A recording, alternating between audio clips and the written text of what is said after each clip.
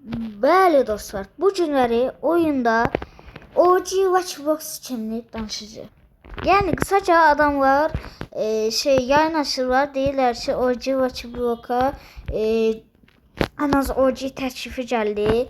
Yəni belə şeylər deyil. Sonra da deyirlər ki bu dəyərlənəcək, bunun içinə belə oyunda olmayan brainrotlar falan gələcək dostlar.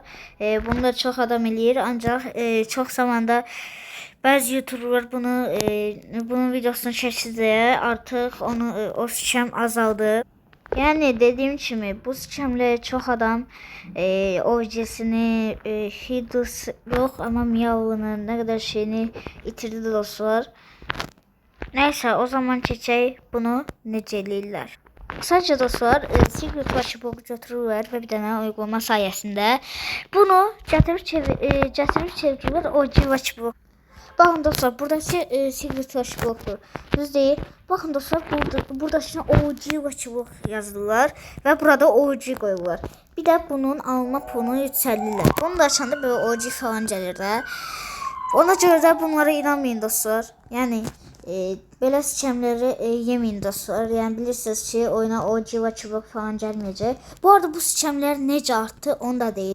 Bildiğiniz üzere Semi əvvəlki eventlərdən birində demişdi ki, oyuna OG Watchbox ekləyək. Və bunun üstüne bir dənə türkçə adam olmaqla da o dəqiqə Tetra'nın sunucusuna girib, Tetra Bey'i tanıyırsınız yəqin ki. Onun sunucusuna girib yazmışdı ki, OG Watchbox çıxardım. Tetra da buna inanmışdı. Az qalsın adam Tetra'nı scamləyəcəkdi, amma Tetra bunu yemədi təbii. Yani en çok insanlar burada scamlendi bu Semi'nin yazışından sonra.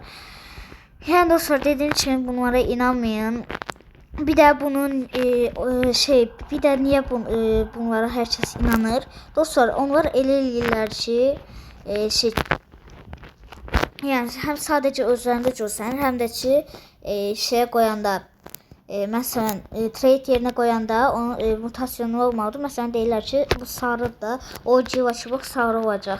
Onda dostlar deyirlər ki yani buna inanabilirsiniz de bu yani OG Watchbox'dur. Təbii ki də masum insanlar da ona inanıb çox dəyərli petlərini ona verirlər. Bu arada dostlar bu videolara əmək verirəm. Onun için de bir like atsanız, abone olsanız çok yaxşı olar. Yani dostlar bu scam hələ də davam edir, amma bunu çox nadir adamlar edirlər. Yəni bu dəqiqə çox da qarşılaşa bilməzsiniz dostlar. Onu da deyim. Neyse dostlar videomuz bu kadar idi. Dediğim için bu videolara çok emek vereceğim dostlar. Ona göre de siz de bir like atın ve kanalımıza abone olun dostlar. Daha çok belə videonun gəlməsi üçün də yorumlara Roblox adınızı yazabilirsiniz. Və təbii videomuzu paylaşın dediğim kimi. Neyse dostlar videomuz bu kadar idi. Umarım beğenmişsinizdir. O zaman bye bye.